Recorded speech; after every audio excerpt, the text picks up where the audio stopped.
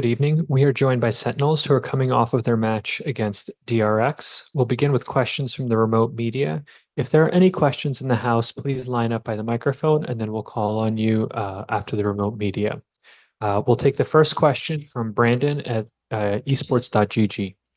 Awesome. Thank you very much. Sorry about the loss, you guys. Just a question about that opening map. I know afterwards, Coach Kaplan said you guys just kind of weren't playing up to your standards in that one. But I also know in the previous press conference before the event started, Celsius had mentioned, you weren't feeling any jet lag. You guys are very confident.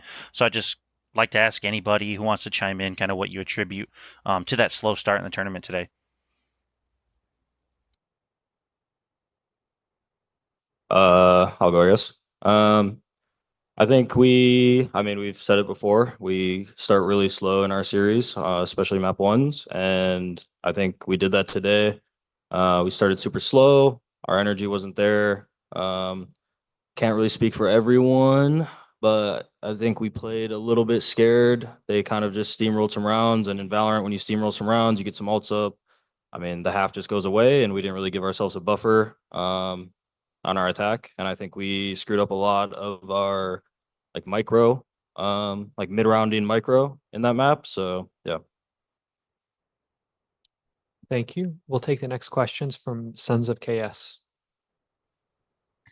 Thank you. I'm sorry about the result, guys. You guys did great. We all know how this goes. You start slow and then you ramp up and go winning all the way. But right now, my question would be for Coach Kaplan. You had the opportunity to face DRX in the past, back in Champions last year. With the roster changes, what would you say is the main difference between that roster and the one you were facing today? Probably,